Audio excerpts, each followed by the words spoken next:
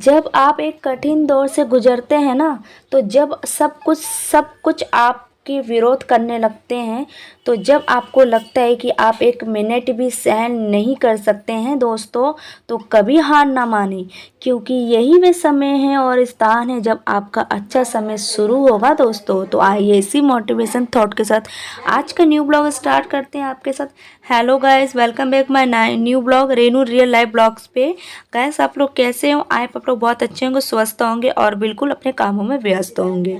तो good morning. सुबह सुबह का टाइम है, ज़्यादा सुबह नहीं हो रहा, 10 बज चुके हैं। तो यहाँ सब लोग जा चुके हैं। मैं यहाँ पे आई हूँ, बिस्तर बेड अपना ठीक कर रही हूँ, सारे चादर।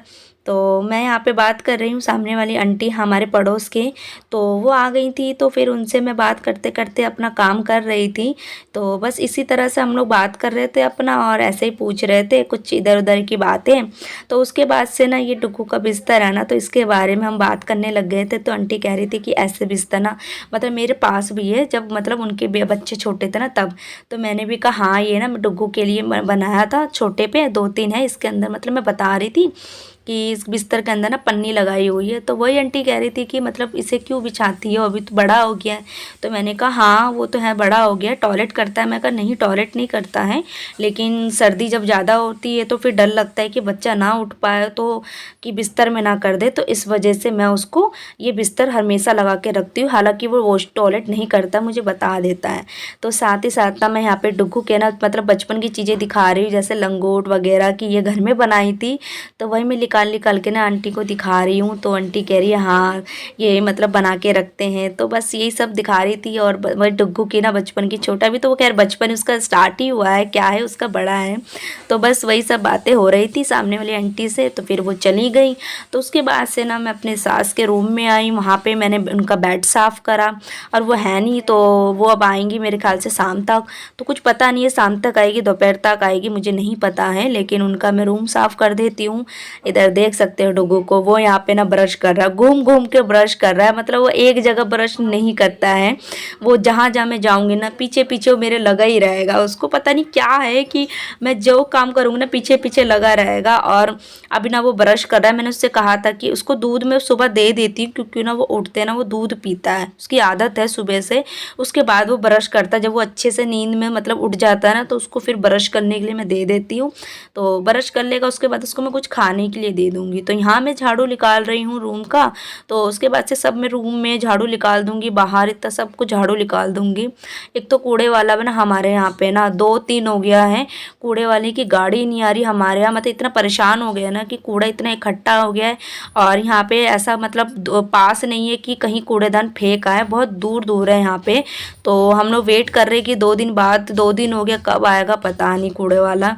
तो ये डुगू को देख सकते हो, मतलब जहाँ जहाँ जाओ ना वहाँ से सफाई नहीं करने देता। गुस्सा मुझे इतना आता है कि बेटा एक जगह बैठ जाओ, मैं झाड़ू लगा लूँ। लेकिन आखिर बच्चे तो अपनी मस्ती करने में ही वो व्यस्त रहते हैं ना, उनको कहाँ दिखता है कि हाँ मम्मा उनकी काम कर रही है। तो लेकिन खैर वो तो अपना खेलने से मस्ती करने से रुकेगा नहीं, तो मैं अपना काम तो मेरा चलता ही रहेगा ना।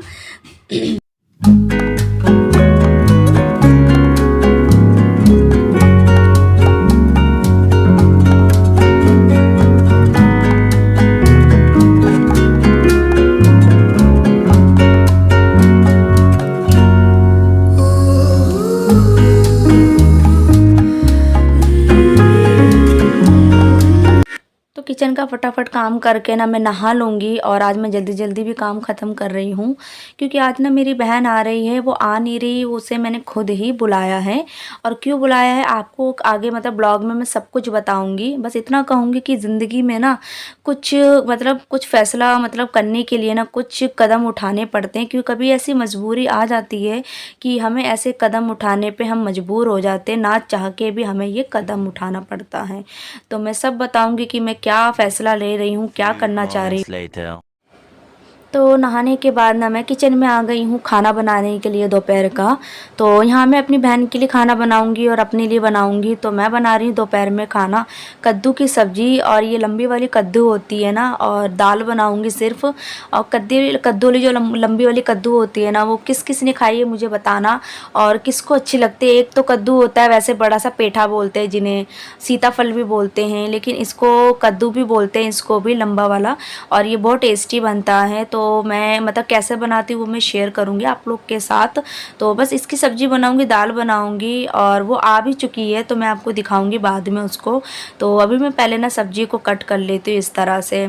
तो मैं आपको ना मतलब क्या बताने जा रही थी कुछ कि ज़िंदगी में ना हमें कुछ कभी ऐसी मजबूरी आ जाती है कि हमें ऐसा कदम उठाना पड़ता है ना चाह के भी। और आज मेरे साथ भी ऐसा ही हो रहा है कि मुझे भी ये चीज़ करने पे मैं खुद मजबूर हो गई हूँ। समझ ही नहीं आया था, काफ़ी दिनों तक परेशान थी कि क्या करूँ, कैसे करूँ, किस तरह से मैनेज करूँगी। लेकिन अब कहते हैं ना कि कुछ करने के लिए मतलब कुछ खोना पड़ता है और वो हमारे लिए बहुत मतलब मुश्किल ज़रूर होता है, लेकिन क्या ही करें, लेकिन वो हमें उसके लिए करना ही पड़ता है ताकि अब मैं आगे आपको बताती हूँ। मैं आपको घुमा फिरा क्या करती हूँ मैं आपको सीधा सीधा ही बता देती हूँ। तो मैं सोच रही थी कि ऐसे कैसे चलेगा, आप लोग सब जानते हो, मेरा ब्लॉग देख रहे हो कि कैसे मेरी मतलब चलेगा इस तरह से। तो इस तरह से चलने वाला है नहीं। तो मैंने सोचा कि मैं जॉब मतलब ढूंढती हूँ। तो मुझे यहाँ टेंशन होती है कि मैं अपने बेटे को कैसे रखूँ, कहाँ रखूँ, जिस वजह से उसका भी मतलब क्या उसका केयर हो जाए, ध्यान रखने वाला कोई हो। तो मैंने बहुत सोचा तो क्योंकि मैं जॉब अगर ढूंढती भी हूँ, ढूंढने जाती भी हूँ कहीं पे, तो मुझे उसको कहीं ना कहीं छोड़ना पड़ेगा, जो कि वो अकेले मेरे बिना कहीं भी रहता नहीं है। तो मैंने फिर यही सोचा यही फैसला लिया कि मैं उसको नानी के घर भेज देती हूँ कुछ दिनों के लिए, ताकि उसको ऐसे थोड़ी थोड़ी आदत पड़ जाएगी। तो अगर मुझे आगे जॉब करना होगा, मुझे अगर जॉब मिल गई तो उसको वो वहाँ पे मतलब रह लेगा मेरे बिना, थोड़े मतलब उसको एडजस्ट होने में टाइम तो लगेगा उसको। मतलब मैं भी उसको नहीं मतलब अपने से दूर कर पाऊँगी, लेकिन कहते हैं कि कुछ चीज़ पाने के लिए कुछ चीज़ खोना पड़ता है। तो बस वही चीज़ है। तो यहाँ मैंने ना इसलिए अपने फ़ैसला लिया है कि मैं अपने डुग्गू को ना अपने बेटे को 2-4 दिन के लिए उसको नानी के पास छोड़ रही हूँ। तो अभी इसलिए उसको छोड़ रही हूँ ताकि उसको ना नानी के वहाँ पे रहेगा, कभी वो रहा नहीं है मेरे बिना, तो वो पहली बार ना नानी के पास रहने जाएगा मेरे बिना रहने के लिए। तो इसलिए मैं उसको भेज रही हूँ ताकि ना उसको थोड़ी सी आदत पड़ जाए और मतलब वहाँ पे रहने के लिए मम्मी और भाई वगैरह वहाँ रहते हैं ना, तो थोड़ा सा वो ढल जाए मेरे बिना, ताकि अगर मैं कल को जॉब करने जाती भी हूँ तो उसके लिए ईज़ी हो जाएगा और मेरे लिए भी आसान हो जाएगा। मैं भी बेफ़िक्र होके मतलब मैं चली जाऊँगी ढूँढने के लिए जॉब, अगर मुझे मिल जाता है तो। तो खाना तो बन चुका है सब कुछ, और फिर उसके बाद से यहाँ देख सकते हो मेरी बहन, तो मैं यहाँ अपने बेटे का ना सामान पैक कर रही हूँ उसको भेजने के लिए। तो ये मेरी बहन है, ये वाली सबसे छोटी है ये घर में, तो मम्मी ने इसी को भेजा था लेने के लिए। तो यहाँ मैं डुग्गू को ना रेडी कर रही हूँ उसको भेजने के लिए। तो उसको सबसे पहले रेडी कर दूँगी, उसके बाद से उसका सामान पैक करूँगी।